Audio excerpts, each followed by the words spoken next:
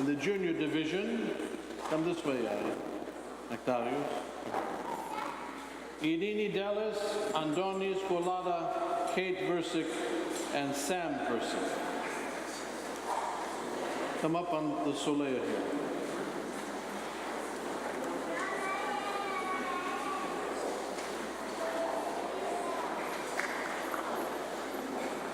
And in our senior division, we have Elias McGovern, Elias Smith, and Luke Versick. Please come forward.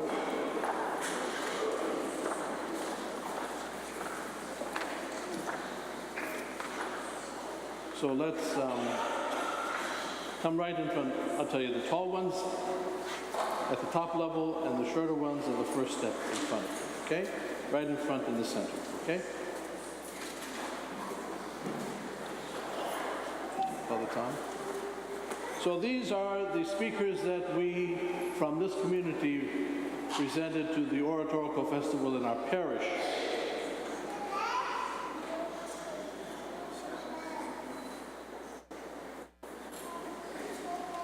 Thank you. Now remain here. From these speakers, we had 4 that proceeded on to the regional finals, the Bay Area finals. And they were Elias Smith, Luke Versick, Irini Dallas, and Sam Versick.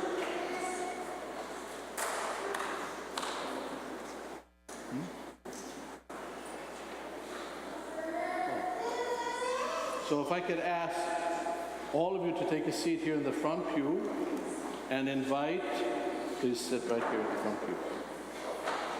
We have not rehearsed this. That's why there's a reluctance of moving when I say to move. So, and if I could ask,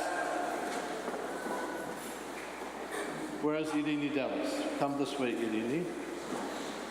If I could ask Irini Dallas to go to the podium, she's going to give her presentation. And then following her presentation, Elias Smith will give his presentation.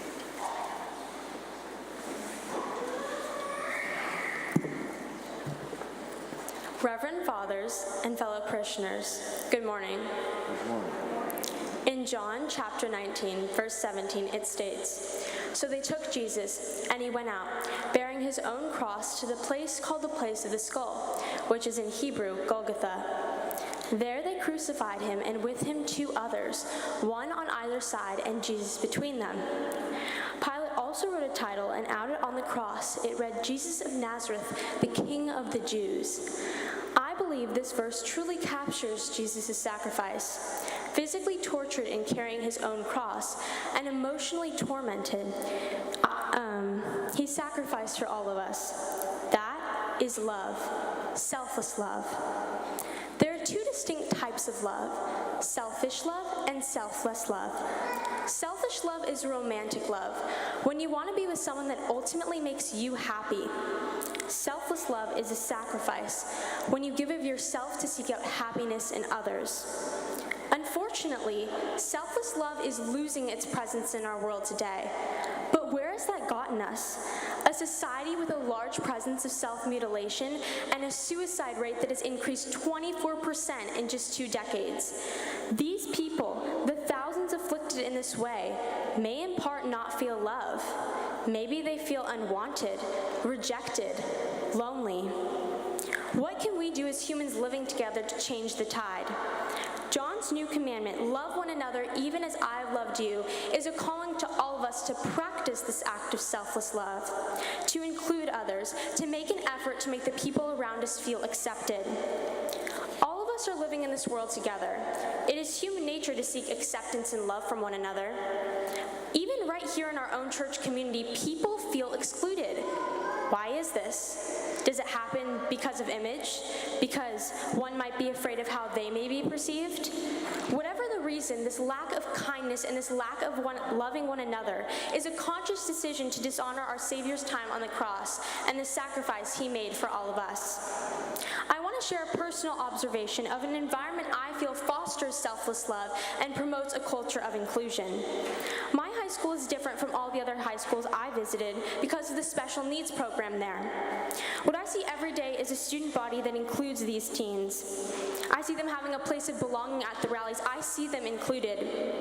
This simple act of kindness and of love is something I never thought I'd see walking into a public high school, and it gives me hope that this selfless love still exists amongst teens today. Recently, my school had a presentation for the students on the topic of social media. During the presentation, a video was shown that mentioned the app Instagram. Instagram has a system where you post a photo or video to your account, and your friends will like or comment on your post. The number of likes you get versus the number of likes your friends get is a comparison frequently made in the world of social media. That number is a measure of one's relationships and is often a teen's way of measuring his or her worth. Social media has given us yet another obstacle in authentically loving one another. Face-to-face conversations and relationships are declining, and it is becoming much more difficult for us to express selfless love. So the real question is, why is selfless love so much easier said than done? Jesus endured a level of pain that is quite unimaginable to us. Whenever we feel the slightest bit of discomfort, we back away and end up missing an opportunity to show love. What will it take to be mindful? As Orthodox Christians, we fast on Fridays in remembrance of Jesus' crucifixion. We are mindful of that sacrifice. Can we also be mindful of his love and love one another? We must commit to remembering his love, and we must commit to coming out of our own shells. We must give hope to our generation and to future generations that a society of selfless love can be attained. Thank you.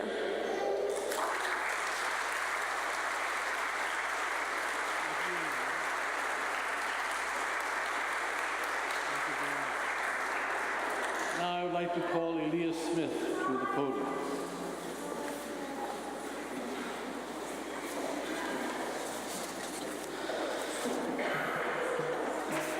Reverend Father, ladies and gentlemen, good morning. Good morning. In the beginning, God made heaven and earth. Genesis chapter 1, verse 1. In 6 days, at the beginning of the universe, God created anything and everything, or so we believe. Growing up in the Orthodox Church, I never questioned my faith, as a kid, you don't really think about what you're doing when you're brought to church. We're taught to memorize the Lord's Prayer, the Creed, and we're even read stories such as all the animals going 2 by 2 onto Noah's Ark. Growing up, it never occurred to me that there were any different ideas of religion than what's said in the Orthodox Bible were shown. Looking back, the first time I really began to question the teachings of the church was when I was introduced to an evolution unit in my science class in middle school. I began to realize that something I was learning just couldn't be true. Science and the story of Genesis didn't line up. How could it be possible that God created the world in 6 days if I was just learning that the so-called Big Bang kicked off the universe and the planet Earth that we know today showed up 4 billion years later? I began to realize that this isn't the only contradiction between science and the Bible. And why should the church reject science?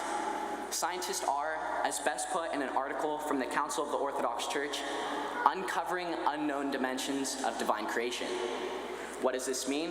Well, the article explains that with every new scientific discovery, opening paths for new life, and finding new cures for diseases, scientists aren't necessarily pulling this technology out of thin air. They're simply finding new ways to study and improve their understanding of God's creation.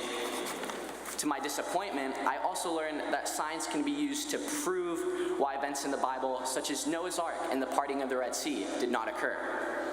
For example, in a feature written by a retired professor of geology, Dr. Lawrence G. Collins, titled 21 Reasons Noah's Worldwide Flood Never Happened, Dr. Collins explains in detail that there are no fossil records of a worldwide flood, as referenced to in Genesis.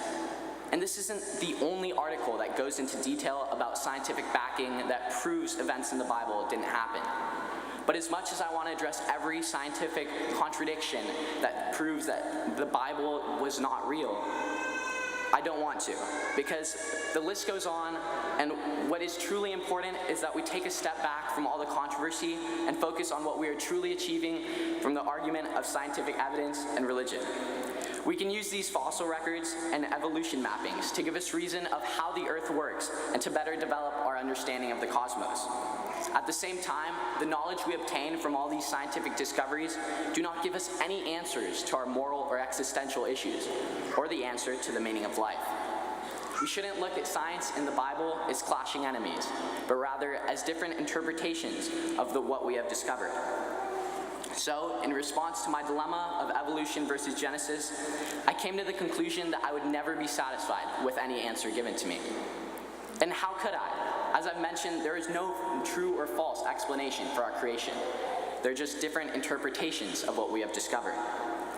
To give myself peace of mind, I'd like to think that the 70,000-year evolution process from apes to humans could have been what is said to be an instantaneous process in Genesis, just from a different perspective.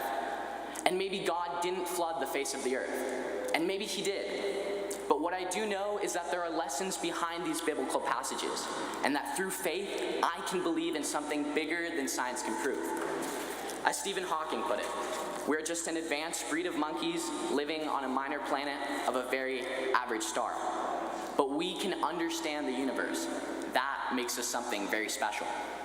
We can use science to help expand our knowledge of the world.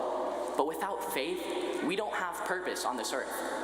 Without faith, how do we know there's going to be a tomorrow? Without faith, there's no light at the end of our tunnels. Therefore, we do not lose heart. Though outwardly we are wasting away, yet inwardly we are being renewed day by day. For our light and momentary troubles are achieving for us an eternal glory that far outweighs them all. So we fix our eyes on not what is seen, but on what is unseen. For what is seen is temporary, but what is unseen is eternal. Corinthians chapter 4, verse 16 through 18. Thank you.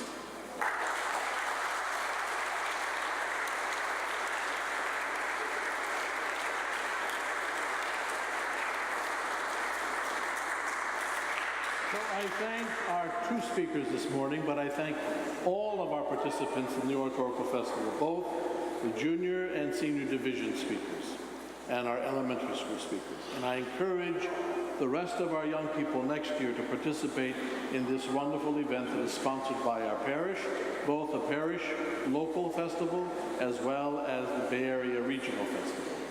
I'd like to thank Allison Versick, along with Bessie Dellis, and Zaf Kyriakis, who worked with her, who sponsored both events. And I'd like to thank all of our speakers who worked very hard on their speeches. I'd like to thank their teachers and their mentors and their parents who encouraged them. Truly, from the mouth of our young people come words of wisdom, and I think all of us can learn something.